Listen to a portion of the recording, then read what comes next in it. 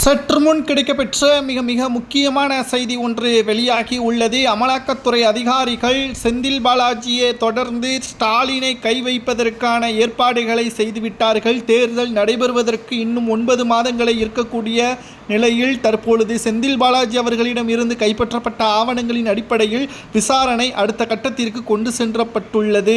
அதாவது அமலாக்கத்துறை அதிகாரிகள் 2026 சட்டசபை தேர்தலுக்கு முன்பாகவே திமுகவின் பெரும் முதலைகளை சிக்க வைப்பதற்கும் 2026 சட்டசபை தேர்தல் முடிவதற்குள்ளாகவே டாஸ்மாக் முறைகேடு சம்பந்தப்பட்ட குற்றவாளிகள் சிறையில் அடைக்கப்பட வேண்டும் என்று டெல்லி மேலிடம் அதிக அளவு அழுத்தம் கொடுக்கப்பட்டு வருவதன் காரணமாக செந்தில் பாலாஜி அவர்கள் அமைச்சராக பணியாற்றிய பொழுது அவரிடம் இருந்து கிடைக்கப்பெற்ற ஆவணங்களின் அடிப்படையில் தற்பொழுது செந்தில் பாலாஜி அவர்கள் வீட்டில் சோதனைகள் நடத்தப்பட்டது போல் துணை முதல்வர் உதயநிதி ஸ்டாலின் தேவைப்பட்டால் ஸ்டாலின் வீட்டில் கூட சோதனைகளை நாங்கள் மேற்கொள்வோம் என்ற தகவல் தற்பொழுது கிடைக்கப்பெற்றுள்ளது.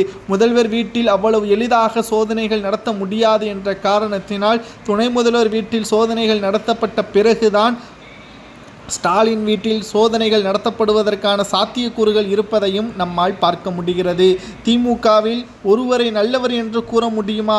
அனைவருமே ஊழல்வாதிகள் தான் என்றும் பிடி பழனிவேல் தியாகராஜனை தவிர மற்றவர்கள் அனைவருமே கிட்டத்தட்ட பெரும் முதலைகளாகத்தான் இருக்கிறார்கள். சட்டசபைக்கு செல்கிறார்களோ இல்லையோ நீதிமன்ற வாசலில் வழக்கறிஞர் மூலமாக சென்று கொண்டுதான் இருக்கிறார்கள் என்பதையும் நம்மால் பார்க்க முடிகிறது.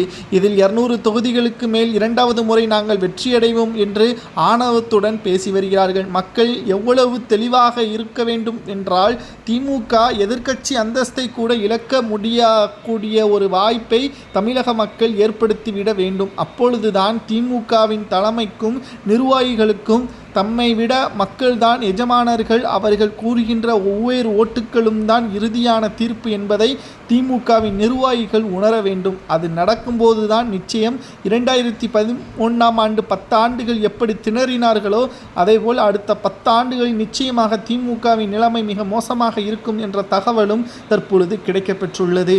உங்களது கருத்துக்களை கூறுங்கள். அமலாக்கத்துறை அதிகாரிகள் சோதனைகள் நடத்தப்படுவது சரியா அல்லது சோதனைகள் நடத்தப்பட வேண்டாமா என்பதை மறக்காம கமெண்ட் வாயிலாக கூறுங்கள். அது மட்டுமல்ல, செந்தில் பாலாஜி வீட்டில் நடைபெற்ற சோதனையின் அடிப்படையில் தான் கரூர் பங்களா தற்பொழுது வரை முடக்கப்பட்டுள்ளது. கிட்டத்தட்ட 450 கோடி வரை செலவு செய்யப்பட்ட அந்த பங்களா யாருடைய பெயரில் இருக்கிறது என்றால் செந்தில் பாலாஜியின் தம்பி பெயரில் இருக்கிறது. ஆனால் அதற்கு பணம் எங்கிருந்து வந்தது என்று கேட்டால் நிச்சயம் அதற்கான கேள்விக்குறியாகத்தான் தற்பொழுது வரை இருப்பதை நம்மால் பார்க்க முடிகிறது. உங்களது கருத்துக்களை கூறுங்கள். பறிமுதல் செய்யப்பட்ட சொத்துக்களை என்ன செய்யலாம் என்பதை கூறுங்கள்.